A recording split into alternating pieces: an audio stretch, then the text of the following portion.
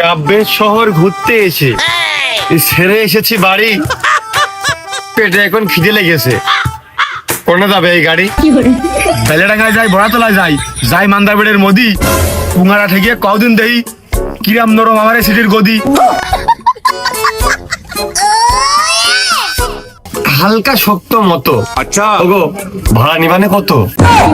পাগল হয়ে যাব আমি। টাকার প্রশ্ন পড়ে আইছে, জানতে চাইছে এই মনে। আগে বাপু মুখটা ফুটে কও দিনি, যাবা তুমি কোনে? শক্ত হলেও ঢাক আছে, রঙিন আছে তোমার এই গদি। আপাতত তো একটু চলো তুমি ওই ভগবান নগরের মোদি। রাস্তা একটু ভাঙা হবে না, মাজাই হবে না ক্ষতি, তাও বাবু তোমার নিয়ে যাবো। 20 টাকা দাও যদি। আসার পথে 10 টাকা দিলাম। আচ্ছা বিড়ি দিল নামিয়ে, টাকার গায়ে বাবা ভার আছে, ওই ইনকাম করতে হয় সেটা ঘামিয়ে। গেলি ওটো না গেলে নামো, করবো না না জোর। মাটার আড়ে হাঁটা ধরো, জাতি জাতি হবে না ভোর। 10 টাকা কম নিবা না কিপটে তুমি ভাই, ও টাকা তো বিড়ি ধরালে ধুমো উড়ে যায়।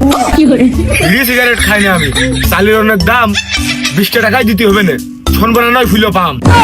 আমি পারি না আর পারি না। তা কি অবস্থা ভাই, কিরাম আছেন? ভাই ভাবি কিরাম আছে? ভালো? শুনলাম ভাবি নাকি ছবির চাইতে বাস্তবে একটু কালো।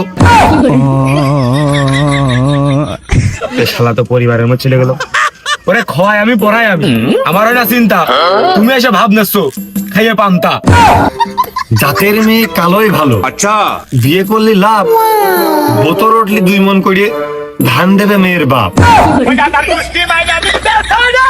আমার ফকির মনে হয়, এ শালা তুই থাক, আমার গাড়ি থেকে নাম।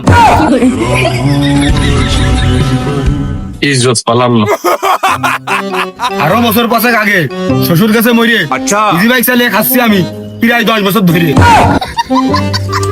10 টাকা কম নিলে না, গাড়ির তেলে নামিয়ে আমাকে ওই দিক যায় না তোমার থাবাবান গাড়ি থামিয়ে। 60 টাকা পোয়া ঝাল, পাল্লি ছিঁড়ে নিছেন আমার বাল।